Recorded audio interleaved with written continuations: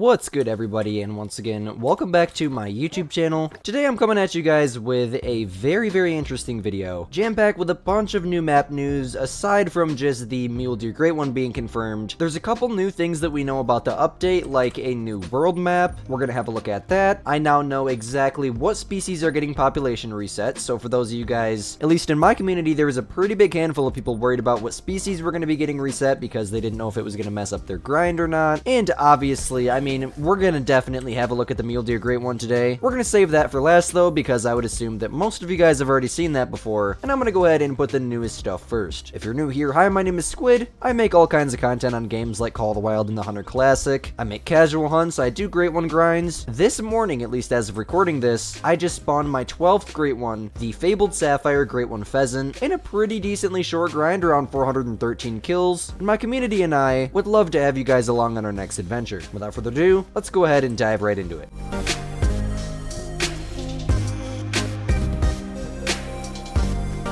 So yes, you guys most definitely heard me correctly, as I kinda hinted at the beginning of the video. We are going to be getting a new world map here in the Hunter Call of the Wild with the upcoming update. Now, keep in mind that this is the little bit of information they've given us about the update aside from the new map and Great One coming to the game. And as soon as I get the full update history and patch notes article from their website, I will definitely share it with you. But a new world map is something that we've been needing for a very long time. Even though that it's very smooth and I do love the way that this one is set up, it's getting very crowded. You know, we got things like map logos overlapping each other here. It's kind of more spread out in the bottom right region of the world. But nonetheless, a new world map is something that we need, as the current world map has been like this since release. Now, as you guys can see, the new world map is going to have a drop-down menu on the left-hand side, and if you notice, right on the top of the map, there's that kind of cutout, and what that is in the game right now, for us PC players, we have to click H, and it pulls up the world map, and you can pull that up from the map that you're currently in. So that's why there's kind of that outline on the top there, because it's their map that they're currently in, which it looks like a ski ridge to me. If you look really closely, you can kind of see the outlines of roads and terrain, and it looks to me like they're at an outpost with a need zone to the far right. But the biggest thing that's sticking out to me is the difference in size of the map. So as you can see right now, the current world map is right in the dead center of the screen, and it's two separate tabs, I guess we can say. One that tells you some information about the map, shows the map logo, and then the other is the obvious actual world map where you select whatever reserve you're going to be hunting in. Now, the new world map looks much more organized. On the left, we have that kind of drop-down menu, as I mentioned, with a scroll bar to the right, so we can scroll through all the different reserves. And then once you find the one that it is that you want to hunt on, you simply select it. The map logo and an information card pops up. Very well organized, with a smaller image of the world map above that information card, where there's little tiny dots instead of great big map logos, which in my opinion is much more organized because they're going to be able to fit a lot more maps on there. Now, to fully switch to the reserve, there's a very obvious select reserve button in the bottom right, which is just much more organized than clicking on the reserve twice, and I think that this new world map is going to make the overall organization feel much more professional, I guess we can say. The world map over the years is something that I've grown to get used to, but at first, especially for a beginner player, it was very confusing to me, as I'd be trying to switch reserves. Now, I'm not going to fully switch reserves, but say for example I wanted to go to Cell's Weezin here. If I click it once, it doesn't go. You have to then click it again, and then it'll let you go. So it's the little things like that that just make it feel more organized, like that select reserve button down there, especially for new players that aren't familiar with the old world map. And yeah, overall it looks very good, and I cannot wait to try it out, alongside a bunch of other things with this update and new map.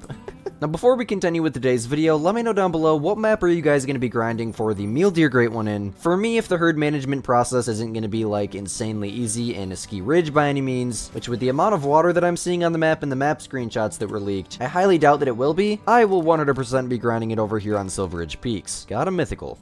Let's go.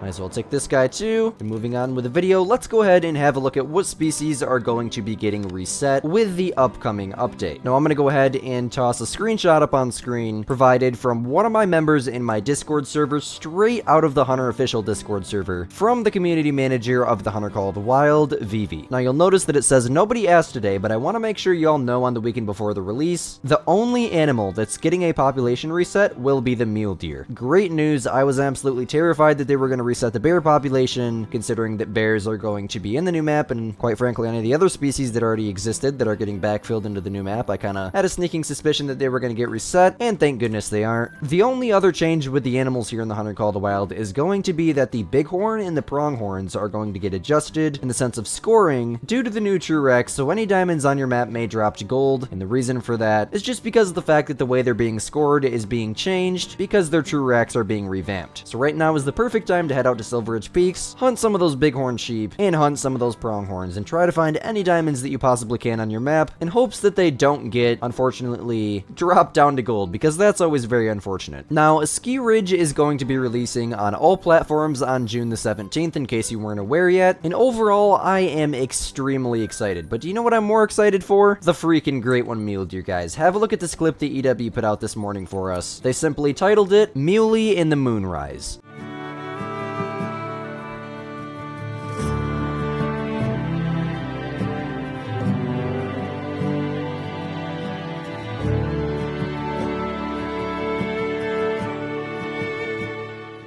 Oh my goodness, you guys, that is insane. The rack on it, the great big Alberta moon in the background, it's just all so stunning. I could not have asked for a more insane great one. Really, the thing that's going to be the bread and butter of this is going to be the rack variations and the fur variations. I am extremely excited. By far the most excited I've ever been for a great one in my 7.5 going on 8 years of playing the Hunter Call of the Wild. Let me know down below, are you guys going to be grinding for the Mule Deer Great One? What is your favorite part about Alberta and the upcoming update? And as always, my name is Squid, you're watching Squidster Outdoors, and we will most definitely see you in the next one. Peace out, guys.